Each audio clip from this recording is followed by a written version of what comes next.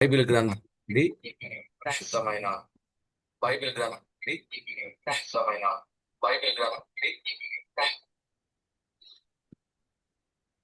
అపోస్తలుల కార్యముల గ్రంథం 20వ అధ్యాయం. అపోస్తలుల కార్యముల గ్రంథం 20వ అధ్యాయం.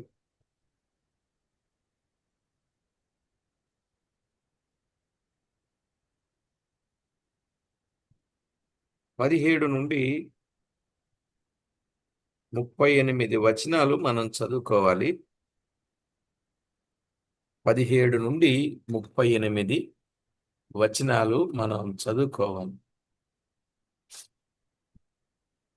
కొన్ని వచనాలే చదువుతాను, 19 వరకు చదువుతా. అతడు మిలేతు నుండి ఎఫెసునకు వర్తమానము పంపి సంఘపు పెద్దలను పిలిపించెను. వారు తన యొద్దకు వచ్చినప్పుడు అతడు వారితో ఇట్లనెను, నేను ఆసియాలో కాలు పెట్టిన దినము నుండి ఎల్లకాలము మీ మధ్య ఎలాగు నడుచుకొంటినో మీరే ఎరుగుదురు. మీ మధ్య ఎలాగు యూదుల కుట్రల వలన నాకు శోధనలు సంభవించినను కన్నీళ్లు విడుచుచు పూర్ణమైన వినయ భావముతో నేనెలాగున ప్రభువును సేవించుచుంటినో మీకే తెలియను. చదవబడిన దైవ లేఖనం కొరకు ప్రార్థన చేసి వాక్యాన్ని ధ్యానం చేద్దాం. పరిశుద్ధుడవైన మా తండ్రి, పరమందు ఆసీనుడవైన మా దేవ, మీ గణనామానికి వందనాలు, స్తుతులు, స్తోత్రాలు చెల్లిస్తున్నాం. చదవబడిన లేఖన భాగమును దీవించండి. మా అందరితో తేటగా, సూటిగా, స్పష్టంగా మాట్లాడండి. మీ నామమునకే మహిమ, ఘనత, కీర్తి, ప్రభావములను ఆరోపించుకోండి. మా ప్రభువా, అన్ని విషయాల్లో గొప్పదైన మీ సహాయం మీరు మాకు అందించి మమ్మను బలపరచి భద్రపరచి మీ వాక్యము చేత విశేషంగా మమ్మను నిండారులుగా నింపమని కోరుచు మా ప్రభువు, మా రక్షకుడైన యేసుక్రీస్తు అమూల్యమైన నామమున స్తోత్రము చెల్లించి స్తుతించి ప్రార్థించి మిక్కిలి వినయంగా బ్రతిమిలాడి వేడుచున్నాము మా పరమ తండ్రి. ఆమేన్. ఆమేన్. ప్రభునందు ప్రియులారా, మనము చదువుకున్న దైవ లేఖనాలలో నుండి కొన్ని అమూల్యమైన విషయాలు, ఆధ్యాత్మిక సంగతులను మనము జ్ఞాపకం చేసుకోవలసిన వారమై ఉన్నాం. జీవము గల దేవుని వాక్కులలో విలువైన విషయాలు గ్రంథస్థం చేయబడినవి. మన మనుగడకును మన ఆధ్యాత్మిక జీవితానికి ఎంతో మేలు కలిగించే విషయాలుగా మనము భావిస్తూ ఉన్నాం. గత వర్తమానం 20వ అధ్యాయములోనే కొన్ని వచనాలు మనము విన్నాం. మరి ఈరోజు మరికొన్ని విషయాలు తేటగా విందాం. మనము 17 నుండి 19 వచనాలు చదువుకున్నాం, అది తరువాత ధ్యానం చేద్దాం. 13 నుండి 16 వచనాలు కూడా చదువుకున్నాం. 13 నుండి 16 వచనాలు చదువుకున్నాం. ప్రతి ఒక్కరూ ఆ వచనాలు కూడా చూడండి. మేము ముందుగా వాడ ఎక్కి అస్సులో పౌలును ఎక్కించుకొనవలెనని అక్కడికి వెళ్ళితిమి. తాను కాలినడకను వెళ్ళవలెనని అతడు ఆ ప్రకారముగా మాకు నియమించి ఉండెను. అస్సులో అతడు మాతో కలుసుకున్నప్పుడు మేము అతనిని ఎక్కించుకుని మితులేనేకు వచ్చితిమి. అచ్చటి నుండి వెళ్ళి మరునాడు కీయోసునకు ఎదురుగా వచ్చితిమి. మరునాడు సమస్సునకు చేరి ఆ మరునాడు మిలేతుకు వచ్చితిమి. సాధ్యమైతే పెంతెకొస్తు దినమున యెరూషలేములో నుండవలనని పౌలు త్వరపడుచుండాను. గనుక అతడు ఆసియాలో కాలహరణము చేయకుండా ఎఫెసును దాటిపోవలనని నిశ్చయించుకొని ఉండెను అన్నాడు. చదవబడిన ఈ వచన భాగములో తేటగా మనము గుర్తించాల్సిన గొప్ప సత్యం ఏమిటి అని అన్నప్పుడు, త్రోయ నుండి మిలేతుకు వచ్చుట 13 నుండి 16 వచనాలలో త్రోయ నుండి మిలేతుకు వచ్చుట. త్రోయ నుండి వారు మిలేతుకు వచ్చుట. ఈ త్రోయ నుండి మిలేతుకు 250 మైళ్ళు. త్రోయ నుండి మిలేతుకు 250 మైళ్ళు. ఇక్కడ లూకాయును మిగిలిన ప్రయాణికులను ఓడ ఎక్కి అస్సు అనునొక స్థలమునకు వచ్చిరి. పౌలు త్రోయ నుండి అస్సు వరకు కాలినడకను ప్రయాణించను అన్నాడు. కాలినడకను ప్రయాణించాడు. ప్రియులారా, ముందుగా నిర్ణయించుకొనిన ప్రకారం వారందరూ అస్సులో కలుసుకొని మిలేతుకు వచ్చు వరకు అనేక సంఘములను దర్శించిరి. మిలేతుకు వచ్చు వరకు అనేక సంఘములను వారు దర్శించిరి. ఈ మిలేతు ఎఫెసు యొక్క రేవు పట్టణం. మిలేతు అనేది ఎఫెసు యొక్క రేవు పట్టణం. ఇక్కడ ఎఫెసు సంఘ పెద్దలు అక్కడ తనను కలుసుకొనవలనని పౌలు వారికి వర్తమానము చేసినట్లు చూస్తాము. ఎక్కడికి రావాలి? ఎఫెసు యొక్క సంఘ పెద్దలు మిలేతుకు వచ్చి తనను కలుసుకోవలనని వర్తమానం పంపాడు. పెంతెకొస్తు నాటికి అనగా ఆదివారము నాటికి యెరూషలేములో నుండవలెనని అతడు చాలా త్వరపడుచూ ఉన్నాడని మనకు తెలియచూ ఉన్నది. ఎలయనగా ఆ దినమందు అనేక మంది యూదులు అచ్చటకు వచ్చుచుందురుగా శరీర సంబంధమైన తన సహోదరులకు సువార్తను బోధించి వారిని మార్చవలనని పౌలు గట్టి పట్టుదల కలిగి ఉన్నట్లుగా మనకు అర్థమవుతుంది. అయితే వారు పౌలును చంపవలనని ఎల్లవేళలా వారు తలంచుతూనే ఉన్నారు. ఎలాగైనా పౌలును చంపాలి. మనం ఎరుగుదాం కదా, ఒకసారైతే పౌలును చంపు వరకు అన్నపానములు భుజించమని చెప్పినట్లుగా మనము చూస్తున్నాం. నిజముగా పౌలు తన యజమానుని ఆత్మను కలిగి ఉన్నాడని దీనిని బట్టి మనము అర్థం చేసుకోవచ్చు. ఎన్ని ఆటంకాలు, ఎన్ని ఇబ్బందులు, ఎన్ని శ్రమలు, ఎన్ని చిక్కులు, ఎన్ని ఒడుదుడుకులు, ఎన్ని సమస్యలు ఎన్ని ఎదురైనా కూడా దేవుని వైపు చూస్తూ, దేవుని కొరకు నిలుస్తూ, దేవుణ్ణి గూర్చే సాక్ష్యమిస్తూ, దేవుని కొరకే ప్రాణాన్ని కూడా పోగొట్టుకోవడానికి ఏ మాత్రము వెనుకాడని ఒక గొప్ప వ్యక్తిగా ఆయనను మనము చూస్తున్నాం. నిజమే ప్రియులారా, బైబిల్ గ్రంథంలో వ్రాయబడినటువంటి సత్యం. ఎన్ని కుట్రలు, ఎన్ని కుట్రలు, ఎన్ని కుతంత్రాలు ఆయన మీద పన్నారో. నిజంగా అలాంటి పరిస్థితులు ఈనాడుంటే ఎక్కడోళ్ళు అక్కడే కనుమరుగైపోతారని. కానీ దేవుని కొరకు ఎలాగున నిలిచి పని చేశాడో మనకు అర్థమవుతుంది. ఇక మనం 17 నుండి 38 వచనాలు ఎఫెసు సంఘ పెద్దలతో పౌలు మాట్లాడుట. 17 నుండి 38 వచనాలలో ప్రియులారా, ఎఫెసు సంఘ పెద్దలతో పౌలు మాట్లాడుట. పౌలు మిలేతు నుండి ఎఫెసుకు వర్తమానం పంపి సంఘపు పెద్దలను పిలిపించెను అని మనము చూస్తున్నాం. సంఘపు పెద్దలు వచ్చారు. 14వ అధ్యాయం లేక 17వ అధ్యాయం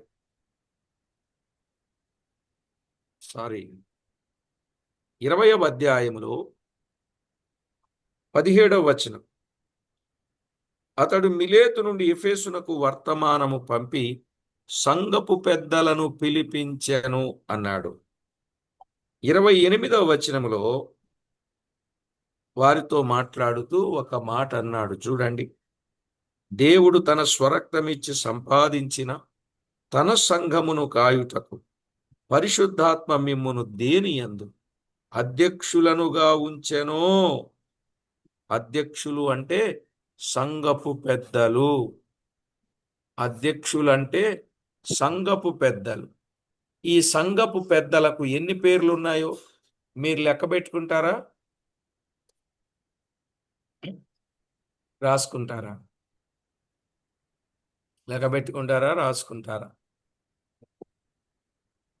సంఘపు పెద్దలు అనన్నా, అధ్యక్షులు అని అన్నా, గృహ నిర్వాహకులు అని అన్నా, కావలివారు అని అన్నా, కాపరులు అని అన్నా, పై విచారణకర్తలు అని అన్నా, ద్వారపాలకులు అని అన్నా,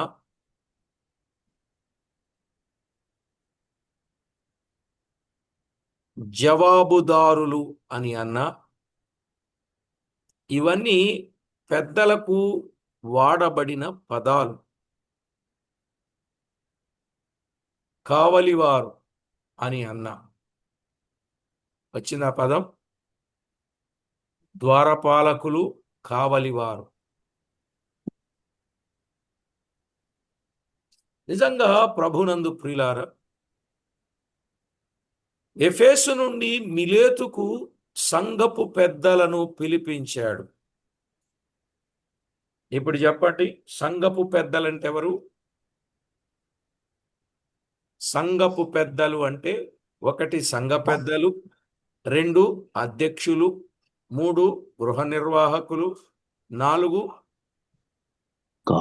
పాలకులు, 5 కావలివారు, 6 పై విచారణకర్తలు, 7 ఇందాక చెప్పిన పదాల్లో 7 జవాబుదారులు, పై విచారణకర్తలు, కాపరులు చెప్పలే, కాపరులు. 8, 9 పదాలు ఒక్క సంఘపు పెద్దలకు వాడబడిన పదాలు. ఇన్ని పదాలు వారికి వాడబడ్డాయి. ప్రియులారా, మనం ఆలోచన చేయాలి. దైవ గ్రంథంలో వ్రాయబడిన వాస్తవికతలు. దేవాది దేవుడు వారిని ఏం చేశాడని చెప్పాడు? తన సంఘమును కాయుటకు పరిశుద్ధాత్మ మిమ్మును దేనియందు అధ్యక్షులనుగా ఉంచెనో. గనుక వీరు సంఘమును కాయవలసిన వారై ఉన్నారు అనే మాట చూస్తున్నాం. సంఘమును కాయవలసిన వారు. 14వ అధ్యాయం 23వ వచనాన్ని చదువుకుందాం. అపోస్తలుల కార్యముల గ్రంథం 14వ అధ్యాయం 23వ వచనం. మరియు ప్రతి సంఘములో వారికి పెద్దలను ఏర్పరచి ఉపవాసముండి ప్రార్థన చేసి వారు నమ్మిన ప్రభువునకు వారిని అప్పగించిరి. ప్రతి సంఘములో వారికి పెద్దలను ఏర్పరచి, ప్రతి సంఘములో వారికి పెద్దలను ఏర్పరచి అనే మాట చూస్తుంది. అంటే ప్రతి సంఘములో పెద్దలు ఉండాలండి. ప్రతి సంఘములో పెద్దలు ఉండాలి. 11వ అధ్యాయం 30వ వచనాన్ని కూడా మనము చదివితే 11:30 అలాగున చేసి బర్నబా, సౌలు అను వారి చేత పెద్దల యొద్దకు దానిని పంపిరి. అలాగున చేసి బర్నబా, సౌలు అను వారి చేత పెద్దల యొద్దకు దానిని పంపిరి అని మనం చూస్తున్నాం. ప్రియులారా, దైవ గ్రంథంలో వ్రాయబడిన వాస్తవికతను మీరు తేటగా గమనించండి. పెద్దలు ఎంత ముఖ్యమో ఆయన అన్నాడు, నేను ఆసియాలో కాలు పెట్టిన దినము నుండి సర్వకాలం మీ మధ్య ఎలాగు నడుచుకొంటినో మీరే ఎరుగుదురు అని మాట్లాడుతూ ఉన్నాడు. 20వ అధ్యాయములో 18వ వచనంలో కదా, నేను ఆసియాలో కాలు పెట్టిన దినము నుండి ఎల్లకాలము మీ మధ్య ఎలాగు నడుచుకొంటినో మీరెరుగుదురు. 31వ వచనం ఎలాగు నడిచాడో చెప్పాడు. కావున నేను 3 సంవత్సరములు రాత్రింబగళ్ళు కన్నీళ్లు విడుచుచు ప్రతి మనుషునికి మానక బుద్ధి చెప్పితినని మీరు జ్ఞాపకము చేసుకొని మెలకువగా ఉండుడి అన్నాడు. 3 రాత్రింబగళ్ళు కన్నీళ్లు విడుచుచు ప్రతి మనుషునికి మానక బుద్ధి చెప్పి తిని, మానలే, మీకు బుద్ధి చెప్పి తిని, మీరు జ్ఞాపకం చేసుకొని మెలకువగా ఉండండి. ప్రతి మనుషునికి బుద్ధి చెప్పాను అని చెప్తున్నాడు. ఎలాగున ఉన్నాడో చెప్పాడండి. 34వ వచనములో, నా అవసరముల నిమిత్తం నాతో ఉన్నవారి నిమిత్తం ఈ నా చేతులు కష్టపడినవని మీకే తెలియను అన్నాడండి. చూశారా, నా అవసరము నిమిత్తం, నాతో ఉన్నవారి అవసరము నిమిత్తం నా చేతులు ఏమయ్యాయి? కష్టపడ్డాయి. ఎంత వివరంగా చెప్తున్నాడో చూడండి ప్రియులారా. దేవుని సేవ చేస్తూ సేవలో దేవునికి మహిమ ఆపాదిస్తూ ఉన్నాడు.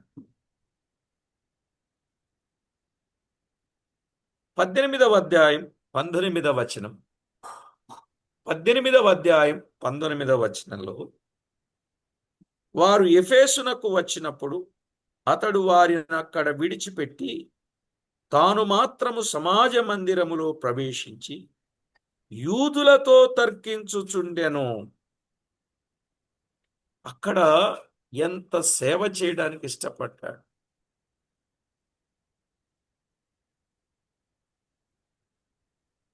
నిజంగా ఇక్కడ మనం పౌలును గమనిస్తే ఉంటే, క్రీస్తుకు సేవ చేసే వారంతా ఏమై ఉండాలో, ఎలా ప్రవర్తించాలో పౌలు దానికి మాదిరిగా ఆదర్శంగా ఉన్నాడండి. క్రీస్తుకు సేవ చేసే వారంతా ఏమై ఉండాలో, ఎలా ప్రవర్తించాలో పౌలు దానికి మాదిరిగా ఆదర్శంగా ఉన్నాడు. ఎంత గొప్ప సంగతి! దేవుడు మన ఉపదేశం కోసం ఆ మాదిరి మన ఎదుట ఉంచాడు. అంటే పౌలు మనందరికి ఒక పాఠం. ఆ పాఠాన్ని మన ముందు దేవుడు ఉంచాడు. పౌలునే మనము సవాలుగా తీసుకోవాలండి. పౌలును మనము సవాలుగా తీసుకొని పౌలులాగా ప్రభు పనిలో ఆయనకి ఎంతో మహిమ తెచ్చేటట్లుగా ఉండాలి అనే విషయాన్ని మనము గమనిస్తున్నాం. ఫిలిప్పీలకు రాసిన పత్రిక 3వ అధ్యాయం 17వ వచనాన్ని చదువుకుందాం. ఫిలిప్పీలకు రాసిన పత్రిక 3వ అధ్యాయం 17వ వచనం.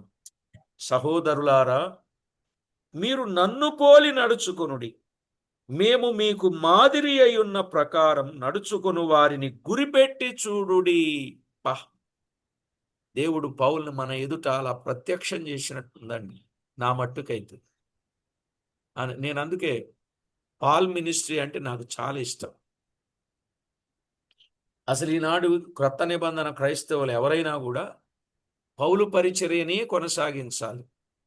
అంతటి తీవ్రత, అంతటి భారం, అంతటి మెలకువ, అంతటి సిద్ధపాటు, అంతటి త్యాగం, అంతటి అణకువ, అంతటి తగ్గింపు, అంతటి పోరాటం, అంతటి విశ్వాసపు కాపుదల, అందరికీ మాదిరిగా ఉండుట, దేవుని మీద ఆధారపడుట. బా, ఒక్కటి కాదు, అసలు ఈ పదాలన్నీ గుర్తొస్తుంటే నాకైతే ఏమంటారు, హృదయం పొంగిపోతుంది అనమాట. అవునా కాదండి? అసలు ఈయన కొరకు మీరు పట్టించుకోరేమో. అసలు ఈ పరిచర్యలు జ్ఞాపకం చేసుకోవాలండి. ఇంత భారం కలిగి ఎందుకు పని చేస్తున్నానంటే, నేనెప్పుడు ప్రభువును పౌలును చూస్తూ ఉంటా. ప్రభువును పోలి పౌలును పోలి మనము జీవించవలసిన వారమైంది. ఎందుకంటే మనందరికీ ఆయన ఒక గొప్ప మోడల్గా ఉన్నాడు. ఆయన ఒక గొప్ప మాదిరిగా ఉన్నాడు. ఆయన గొప్ప మాదిరిగా ఉన్నాడు. నిజమండి, గొప్ప మాదిరిగా ఉన్నాడు. ఏమన్నాడండి? మీరు నన్ను పోలి నడుచుకునుడి, మేము మీకు మాదిరి అయి ఉన్న ప్రకారము నడుచుకుని వారిని గురిపెట్టి చూడండి. గురిపెట్టి చూడండి. కొరింథీయులకు రాసిన మొదటి పత్రిక 4వ అధ్యాయం 16వ వచనాన్ని మనం చదువుకుంటే, కొరింథీయులకు రాసిన మొదటి పత్రిక 4వ అధ్యాయం 16వ వచనం. 15, 16 కలిసి ఉన్నాయి, చదువుతా. క్రీస్తునందు మీకు ఉపదేశకులు 10,000 మంది ఉన్నను తండ్రులు అనేకులు లేరు. క్రీస్తు యేసునందు సువార్త ద్వారా నేను మిమ్మును కంటిని కనుక మీరు నన్ను పోలి నడుచుకొని వారై ఉండవలనని మిమ్మును బతిమాలుకొనుచున్నాను అన్నాడు. మీరు నన్ను పోలి నడుచుకొని వారై ఉండవలను. మీరు నన్ను పోలి నడుచుకోండి. మీరు నన్ను పోలి నడుచుకొని వారై ఉండవలనని మిమ్మును బతిమాలుకొనుచున్నా. ఇంతటి చక్కని జీవితాన్ని ప్రజల ముందు పెట్టి, ఇదిగో నేను మీకు ఒక అద్దం, నన్ను చూడండి, నన్ను పోలి నడుచుకోండి అని చెప్పగలిగిన సేవకులు ఈరోజు ఎంతమంది ఉన్నారు?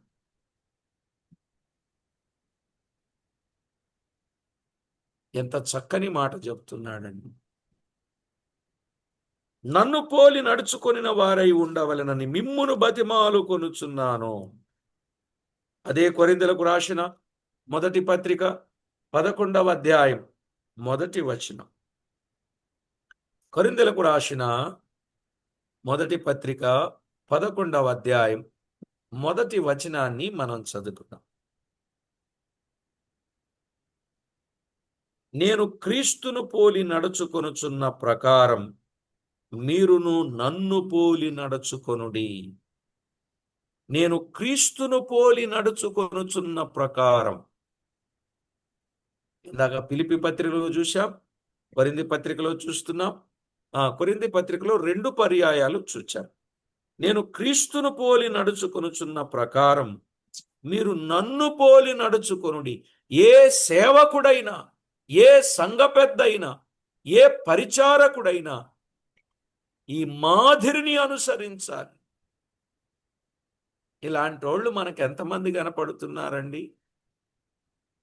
ప్రియులారా, వారిని అనాలని కాదు, వారిని అంటే నాకేమొచ్చుద్ది, వారితో అనిపించుకోవాలని కాదు. మరి ఇలాంటి సేవా జీవితాన్ని మనము కలిగి ఉండాలి కదా. తెస్సలోనికలకు రాసిన 2వ పత్రిక, తెస్సలోనికలకు రాసిన 2వ పత్రిక 3వ అధ్యాయం 8, 9 వచనాలు చదువుకుందామా? 8, 9 వచనాలు. ఎవని యొద్దను ఉచితముగా ఆహారము పుచ్చుకొనలేదు. ఎవరి యొద్దను ఉచితముగా ఆహారము పుచ్చుకొనలేదు. మేము మీలో ఎవరికిని భారముగా ఉండకూడదని ప్రయాసముతోను కష్టముతోను రాత్రింబగళ్ళు పనిచేయుచు జీవనము చేసితిమి. రాత్రింబగళ్ళు కష్టపడి పనిచేసి జీవనము చేసితిమి. మీరు మమ్మును పోలి నడుచుకొనవలెనని మమ్మును మేము మాదిరిగా కనపరుచుకొనుటకి ఏలాగు చేసితిమి గాని మాకు అధికారము లేదని చెయ్యలేదు. ఎంత గొప్ప మాట చూడండి. మీరు మమ్మును పోలి నడుచుకొనవలెనని, ఇంకొక మాట, మీరు మమ్మును పోలి నడుచుకొనవలెనని, మేము మీలో ఎవనికి భారంగా ఉండకుండా మేము మాదిరిగా కనపరుచుకొనుటకి ఇలాగు చేసితిమి. ఎంత మాదిరిని చూపిస్తున్నారో చూడండి ప్రియులారా.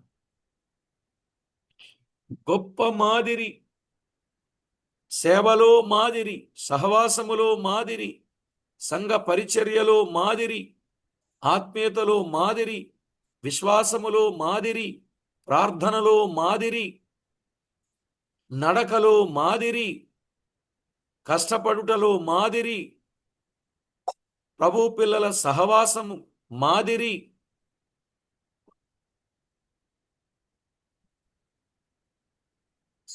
అనేక మందికి మాదిరిని కలిగిన వాడుగా మనము చూస్తున్నాం. తిమోతికు రాసిన మొదటి పత్రిక 4వ అధ్యాయం 16వ వచనంలో చక్కని మాట చెప్పాడు. నిన్ను గూర్చియు నీ బోధను గూర్చియు జాగ్రత్త కలిగి ఉండము, వీటిలో నిలుకడగా ఉండుము. నీవేలాగున చేసి ఈలాగు చేసి నిన్నును నీ బోధ విను వారిని రక్షించుకొందువో. ఇదిగో నిన్ను గూర్చి నీ బోధను గూర్చి జాగ్రత్త కలిగి ఉండు, నిలుకడగా ఉండు. ఏదైతే చెప్పావో ఆ విషయములో నిలుకడగా ఉండు. నీవిలాగు చేసి నిన్నును నీ బోధ విను వారిని రక్షించుకొందువు అన్నాడు. నిన్ను నీ బోధ వినే వారిని రక్షించుకుంటావు. ప్రియులారా, చాలా చక్కని మాట దైవ లేఖనంలో మనము చూస్తున్నాం. కనుక ప్రతి వ్యక్తి కూడా దేవుని కొరకు చక్కని జీవితాన్ని, చక్కని అనుభవాన్ని మనము కలిగిన వారంగా ఉండాలి. చూసారా, 4-5 పర్యాయాలు నన్ను పోలి నడుచుకునుడి, నన్ను పోలి నడుచుకునుడి, నన్ను పోలి నడుచుకునుడి, నన్ను పోలి నడుచుకునుడని ఆయన చెప్పడంలో ఉన్న ఉద్దేశం. పౌలు ఎఫెసు సంఘ పెద్దలకు ఈ మాటలు చెప్పిన కారణం తన గొప్పతనాన్ని తెలియచేయాలని కాదండి. మళ్ళీ అలాంటి ఆలోచన చేయకండి. ఆ పెద్దలు ఏమై ఉండాలో, ఎలా ప్రవర్తించాలో ఆ ముఖ్యమైన సంగతి వారికి నేర్పాలని పౌలు యొక్క ముఖ్య ఉద్దేశం. పౌలు యొక్క ముఖ్య ఉద్దేశం, పౌలు తన్ను గురించి గొప్పగా చెప్పుకునే ఉద్దేశం ఆయనకు ఎన్నడూనూ లేదు. తన్ను గురించి గొప్పగా చెప్పుకోవడం ఆయనకి ఎప్పుడూ లేదండి. ఇప్పుడంతా ఎక్కువ మంది గొప్పలు చెప్పుకోవడమే. తన దగ్గర గొప్పతనం ఏమీ లేదని చెప్పుచూ ఉన్నాడు. అన్నాడా? లేదు. నా దగ్గర ఏ గొప్పతనం లేదు అన్నాడు. రోమీలకు రాసిన పత్రిక 7వ అధ్యాయం, రోమా పత్రిక 7వ అధ్యాయం 18వ వచనం, నాయందు అనగా నా శరీరమందు మంచిది ఏదియూ నివసింపదని నేనెరుగుదును. మేలైనది చేయవలనను కోరిక నాకు కలుగుచున్నది గాని దానిని చేయుట నాకు కలుగుట లేదు. చెప్పాడా? ఇప్పుడు ఆయన గొప్ప చేసుకున్నాడా? ఏమండి, నా శరీరమందు మంచిది ఏదీ లేదు, మేలనేది చేయాలని కోరిక నాకు కలుగుచున్నది గాని దానిని చేయుట నాకు కలుగుట లేదు అన్నాడు. ఇక కొరింథీయులకు రాసిన 2వ పత్రికలో 2వ అధ్యాయం, 2వ పత్రిక 2వ అధ్యాయం 4-5 వచనాల్లో 4-5 వచనాలు ఏమంటాడు? సారీ, ఆగండి. కొరింథీయులకు రాసిన మొదటి పత్రిక ముందు చూద్దాం. కొరింథీయులకు రాసిన మొదటి పత్రిక 3వ అధ్యాయం 6-7 వచనాలండి. 3వ అధ్యాయం 6-7 వచనం. నేను నాటి తిని, అపొల్లో నీళ్లు పోసెను, వృద్ధి కలుగ చేసిన వాడు దేవుడే. కాబట్టి వృద్ధి కలుగ చేయు దేవునిలోనే గాని నాటువానిలోనైనను నీళ్లు పోయు వానిలోనైనను ఏమీ లేదు. అవునా కాదా? ఆయన చెప్పిన మాట చూడు. అయ్యి, నేను నాటాను, అపోలో నీళ్లు పోశాడు, మా ఇద్దరిదేం లేదు, వృద్ధి చేసే దేవుడే. ఇక్కడెక్కడైనా తాను కనబడాలని, తాను హెచ్చించుకోవాలని ఎక్కడైనా గమనించామా? ఎక్కడా లేదు. ఇప్పుడు కొరింథీయులకు రాసిన 2వ పత్రికలో 3వ అధ్యాయం 5-6 వచనాలు. 3వ అధ్యాయం 5-6 వచనం. ఎవడైనను దుఃఖము కలుగజేసి ఉండిన నాకు మాత్రము కాదు. 3వ అధ్యాయం 5-6 వచనం. మా వలన ఏదైనా అయినట్లుగా ఆలోచించుటకు మా అంతట మేమే సమర్థులమని కాదు, మా సామర్థ్యము దేవుని వలననే కలిగి ఉన్నది. ఆయనే మమ్మును క్రొత్త నిబంధనకు అనగా అక్షరమునకు కాదు గాని ఆత్మకే పరిచారకులమవుటకు మాకు సామర్థ్యము కలిగించి ఉన్నాడు. అక్షరము చంపును గాని ఆత్మ జీవింపజేయను. ఇక్కడ ఏమైనా తగ్గించుకున్నాడా? మేమే సమర్థులమని కాదు, మా సామర్థ్యం ఎవరిచ్చారు? అది దేవుని వలన కలిగింది. మా వలన ఏదైనా అయినట్లుగా ఆలోచించుకొనుటకు మా అంతట మేమే సమర్థులమని కాదు. మేము సమర్థులము కాదు. ఎంత తగ్గింపండి, ఎంత తగ్గింపండి. ఇక ఎఫెసీయులకు రాసిన పత్రిక 3వ అధ్యాయం 11వ వచనం. ఎఫెసీ పత్రిక 3వ అధ్యాయం 11వ వచనంలో ఏమంటాడు? పరిశుద్ధులందరిలో అత్యల్పుడను, పాపులందరిలో ప్రధానుడను అని చెప్పాడు. పరిశుద్ధులందరిలో అత్యల్పుడను అన్నాడు. ఏది? ఎఫెసీ పత్రిక 3:10. తిమోతికి రాసిన మొదటి పత్రిక 1:15లో పాపులలో ప్రధానుడను. అపోస్తలులందరికంటే తక్కువ వాడనంటాడు కొరింథీ పత్రికలో. సరే, ఏది ఏమైనా పౌలు ఎందులోనూ తాను కనబడాలని గాని, తాను గొప్పవాడనని గాని, నేనింత సామర్థ్యం కలిగిన వాడనని గాని ఎప్పుడూ చెప్పలే, ఎక్కడా చెప్పలే. ఎంతసేపు చెప్పినా నా ప్రభువే, నా ప్రభువే, నా ప్రభువే. ఆయన్నే గొప్ప చేశాడు, ఆయన్నే ఘనపరిచాడు, ఆయన్నే హెచ్చించాడు, ఆయనకే ప్రభావమును ఆరోపించినట్లుగా మనము చూస్తాం. అయితే పౌలు ఈ ఎఫెసు సంఘ పెద్దలకు యూదుల కుట్రల వలన అనేక శోధనలు సంభవించిన ఆ శోధనల హింసలు తన హృదయ భారం ఎంతగా ఉన్నదో వారికి తెలియజేశాడు. నేను కన్నీళ్లు విడుచుచూ పని చేశానయ్యా, వారెన్నో కుట్రలు చేశారు అన్నాడు 19. కన్నీళ్లు విడుస్తూ పని చేశానయ్యా అన్నాడు 31. నిజమే. కొరింథీయులకు రాసిన 2వ పత్రికలో 2వ అధ్యాయం 4-5 వచనాలలో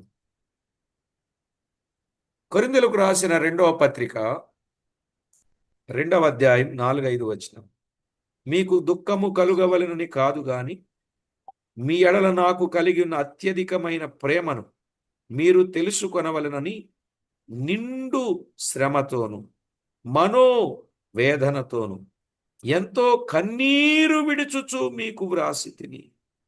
ఎవడైనను దుఃఖము కలుగజేసి ఎడల నాకు మాత్రము కాదు, కొంత మట్టుకు మీకందరికీ దుఃఖము కలుగజేసి ఉన్నాడు. నేను విశేష భారము వాని మీద మోపగోరక ఈ మాట చెప్పుచున్నాను. వీలారా, దైవ గ్రంథంలో వ్రాయబడిన మాట తేటగా గమనించండి. స్పష్టంగా వ్రాయబడిన వాస్తవికతను మీరు గుర్తించండి. శ్రమతోను, నిండు శ్రమతో, మనోవేదనతో ఎంతో కన్నీరు విడుచుచు అన్నాడు. దేవుని కొరకు, దేవుని సేవలో, దేవుని శ్రమలో, దేవుని పనిలో నిండు శ్రమ అనుభవించాడు, మనోవేదనను అనుభవించాడు, ఎంతో కన్నీరు విడిచాడు. వీళ్ళారా, ఇలాంటి సేవకులు ఈనాడు ఎంతమంది ఉన్నారు? మనం ఆలోచన చేయాలి.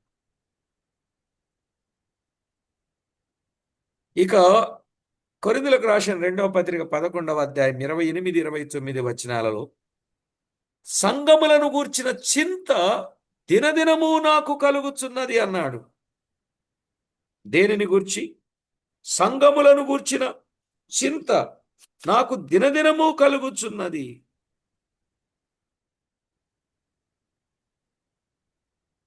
ఇవియుగాక సంఘములన్నిటిని గురించిన చింతయు కలదు. ఈ భారము దినదినము నాకు కలుగుచున్నది. ఎవడైనను బలహీనుడాయనా, నేనును బలహీనుడను కానా? ఎవడైనను తొట్రుపడినా నాకును మంట కలుగదా అన్నా. ఎంత భారం కలిగి సంఘాలలో సేవ చేస్తున్నా. ఇక ఫిలిప్పీలకు రాసిన పత్రిక 3వ అధ్యాయం 18వ వచనం. ఫిలిప్పీలకు రాసిన పత్రిక 3వ అధ్యాయం 18వ వచనంలో అనేకులు క్రీస్తు శిలువకు శత్రువులుగా నడుచుకొనుచున్నారు. వీరిని గురించి మీతో అనేక పర్యాయములు చెప్పి ఇప్పుడును ఏడ్చుచూ చెప్పుచున్నాను. ఎవరిని విమర్శించలే, వారి కొరకు ఏడ్చాడు. మనోవేదన కలిగిన వాడుగా ఉన్నాడు, నిండు శ్రమతో ఉన్నాడు, దుఃఖముతో ఉన్నాడు, ఏడ్చాడండి. ఇప్పుడంతా విమర్శలే కదా.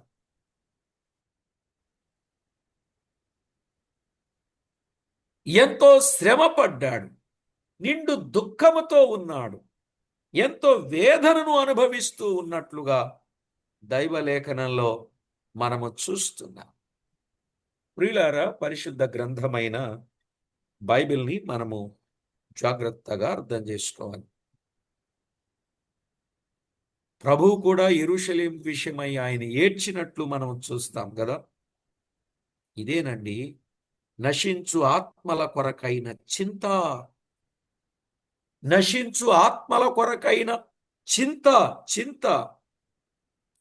రోమాపత్రిక 9వ అధ్యాయం 1-4 వచనాలు. రోమాపత్రిక 9వ అధ్యాయం 1-4 వచనాలు. తన కుటుంబీకుల కొరకు మానని వేదనయు చింతయు కలిగింది. రోమాపత్రిక 10వ అధ్యాయం 1-2 వచనాలు. ఇశ్రాయేలీయులు రక్షణ పొందవలనని తన హృదయాభిలాష అని చెప్పాడు.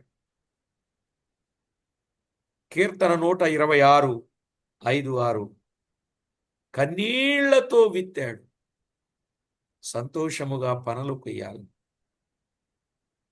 కనుక ఈ కన్నీళ్లు దేవుని లెక్కలో చేర్చబడును. దేవుని కొరకు మనం ఎప్పుడు ఎక్కడ కన్నీరు కార్చినా ఆ కన్నీళ్లు ఆయన జీవ కవిలలో ముద్రించబడతాయి. కన్నీళ్లు జీవ కవిలలో ముద్రించబడతాయి. దైవ గ్రంథంలో వ్రాయబడిన వాస్తవిక సత్యం. కన్నీళ్లను చూచే ప్రభువు. కీర్తన 56:5లో కీర్తన 56:5లో వ్రాయబడిన మాట మీరు చూడండి. ఎవరైతే కన్నీరు కార్చి ప్రభు పని చేస్తారు, ప్రభు దగ్గర మంచి బహుమానం కూడా ఉంది. యేసుక్రీస్తు తరువాత పౌలు గొప్ప బోధకుడని మనము చెప్పవచ్చు. అతడు చాలా వినయ స్వభావము గలవాడు. నిజానికి ప్రతి గొప్పవాడు వినయం గలవాడే. ఈరోజు ఎవరైనా గొప్పవారు అని అనిపించుకున్నారు అనంటే ఆ ప్రతి ఒక్కరూ కూడా వినయము గలవారే. ఎవరైనా గొప్పవారు ఉన్నారంటే ఆ ప్రతి గొప్పవారు వినయం గలవారేనండి. వినయం గలవారే. మత్తయి సువార్త 18వ అధ్యాయం 4వ వచనంలోను, తెస్సలోనికలకు రాసిన మొదటి పత్రిక 2వ అధ్యాయం 6వ వచనంలోను ప్రభువును సేవించుటలో పౌలు మంచి ఆసక్తిగా పనిచేయువాడు. మంచి ఆసక్తిగా పనిచేయువాడు. రోమాపత్రిక 12:11 ప్రకారం మంచి ఆసక్తి గలవాడు. ఒక్క ముక్కలో చెప్పి ప్రార్థన చేస్తాం. అసలు ప్రభు పని ఎలా చేయాలో గొప్ప మాదిరిని చూపినవాడు పౌలు. ప్రభు పని ఎలా చేయాలో గొప్ప మాదిరిని చూపినవాడు పౌలు. అందుకే బైబిల్ కాలేజీలో సెకండ్ ఇయర్లో పౌలును గూర్చిన పూర్తి వివరాలు ఫుల్ డీటెయిల్డ్గా సెకండ్ ఇయర్ బ్యాచ్కి తెలియజేశాం. ఈ సంవత్సరం దాటిపోయిన వాళ్ళకి, ఇప్పటి వరకు చేసిన వాళ్ళకి అంతగా చేయలేకపోయాను, కానీ 6 బ్యాచ్లకి అంతగా న్యాయం చేయలేకపోయాను పౌలు పరిచర్య విషయంలో. కానీ ఇప్పుడు 7వ బ్యాచ్ పౌలు పరిచర్య విషయంలో నిజంగా ఎంత గొప్ప సేవ చేశాడో ఆ వివరాలు చాలా వివరంగా చెప్పడం జరిగింది. కాబట్టి ప్రభునందు ప్రియులారా, దేవుని పిల్లలమైనటువంటి మన జీవితంలో ఎప్పుడూ కూడా పని చేయాలి అనంటే పౌలునే చూడాలి. చక్కని పరిచర్య పౌలు చేశాడు. ఏం ఆశించాడండి? కుట్రలు, ఇరుకులు, ఇబ్బందులు, నిండు శ్రమలు, మనోవేదన, దుఃఖము, నిట్టూర్పులు, ఇన్ని బాధల గుండా ఆయన సేవ చేశాడు. ఓ ఎఫెసు సంఘ పెద్దలారా, నేను 3 సంవత్సరాలు రాత్రింబగళ్ళు కన్నీళ్లు విడిచుచు మానక బుద్ధి చెప్పాను. జాగ్రత్త, నేను వెళ్ళిపోతున్నాను. నీలో నుండి వంకర మాటలు చెప్పేవాళ్ళు వస్తారు, క్రూరమైన తోడేళ్ళు వస్తాయి. జాగ్రత్త పడండి. దేవుడు అప్పగించిన యావత్తు మందను గుర్చి మీ మట్టుకు మీరు జాగ్రత్త కలిగి ఉండండి, మందను కాయండి అని చెప్పి ఎంతో స్పష్టంగా వారికి మాదిరిని చూపించిన వాడుగా చూస్తుంది. అలాగున మన జీవితంలో ప్రభుకి ఎంతో మహిమ తెద్దాం, మాదిరి కలిగిన సేవ చేద్దాం. ప్రార్థన చేసుకుందాం. పరిశుద్ధుడవైన మా తండ్రి, పరమందు ఆసీనుడవైన మా దేవ, మీ ఘననామానికి వందనాలు, స్తుతులు, స్తోత్రాలు చెల్లిస్తాం. ఎంత గొప్ప దేవుడవు నాయన. మమ్మల్ని ఎంతో ప్రేమించారు. మీ కృపతో జ్ఞాపకం చేసుకుంది. సమస్త విషయాల్లో తోడుగా ఉన్నాం. మా పక్షంగా చేసిన ప్రతి విధమైన మేలు ఉపకారములను బట్టి మిమ్మల్ని ఎంతో స్తుతిస్తున్నాం. మమ్మను విడువలేదు నాయన, ఎడబాయలేదు. అందుకై కృతజ్ఞతలు. పౌలును మా జీవితంలో ఒక గొప్ప మాదిరిగా పెట్టాడు. మిమ్మను పోలిన వాడు పౌలు. పౌలును పోలిన వారంగా ఉండాలని మమ్మను పోలి ఇంకా అనేకులు జీవించడానికి మేము మాదిరిగా ఉండుటకు మాకు నేర్పించమని కోరుచు మా ప్రభు అయిన యేసుక్రీస్తు మూల్యమైన నామం స్తుతించి స్తోత్రించి ప్రార్థించి మిక్కిలి వినయముగా బ్రతిమిలాడి వేడుచున్నాం మా పరమ తండ్రి. ఆమేన్.